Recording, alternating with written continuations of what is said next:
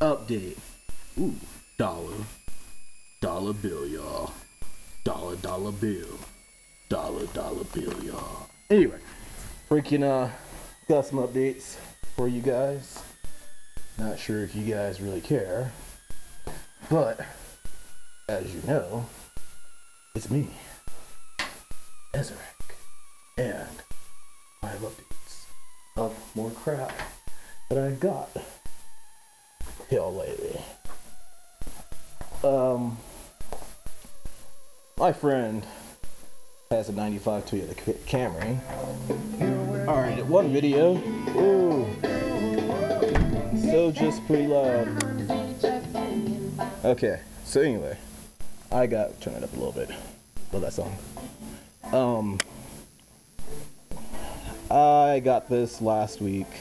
I didn't really start working on it until Wednesday, Tuesday or Wednesday. I think Wednesday. I thought I'd have it out Wednesday. Bull fucking shit.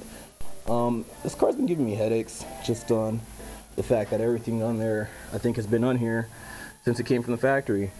There was some things that were disconnected, but for the most part, I got the AC off. I'm not sure if you guys knew that, or actually I did that today, so you guys couldn't have done that. All I have to do to disconnect the transmission completely is take off a ground wire. It's buried under there, and the shift linkage.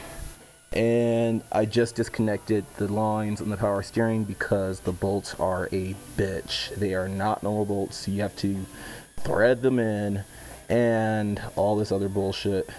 They're like a nut and a bolt, so it's pretty fucking annoying. Aside, yesterday I acquired another vehicle to do some work on to prepare for sale, and it's this 1993 Buick Park Avenue. I walked out here slow. I don't want my neighbors to watch me. Have me look like an idiot.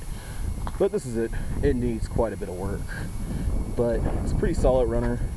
It's got inflatable restraint coat on it, but it's gonna go for sale pretty soon here. Pretty clean car. I mean, that was simple. Maybe 2 or 3 minutes work, but not even 2 or 3 minutes of work. It's probably like a minute for each wheel. You just spray on the simple green, scrub it. That shit comes right off. Simple green's awesome. Aside, the interior is pretty decent. It's got the leather interior. I'm gonna try to recondition the leather a little bit just so it's a little spiffier.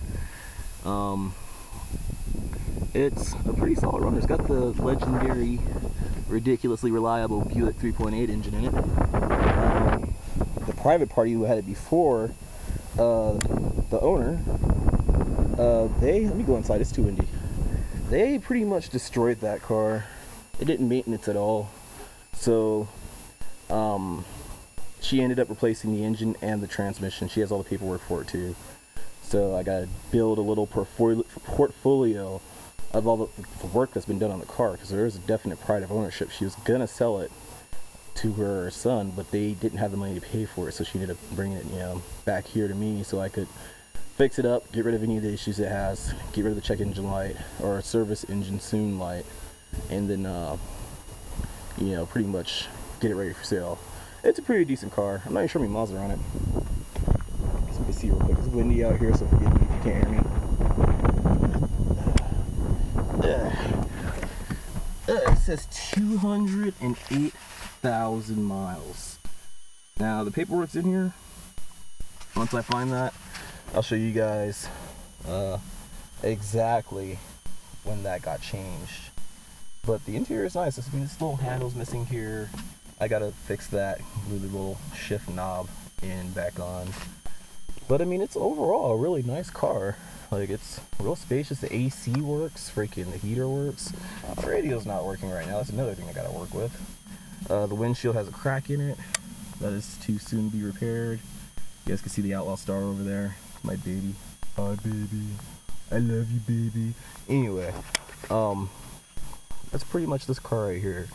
But once this thing's completely ironed out, it will go for sale in the high desert of California for, well, the list price is going to be $2,500. Honestly, even with the windshield and that fixed and that fixed and the inflatable restraint BS fixed, once all that's fixed, I still think $1,800 is probably all she's going to get for it, just because it's a 93. If it was a newer model, I'd say yeah, but these things in immaculate condition.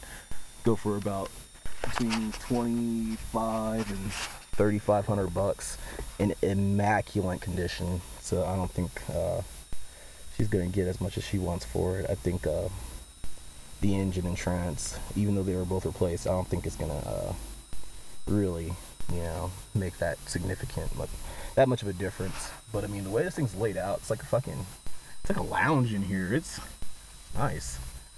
I mean, you feel comfortable. If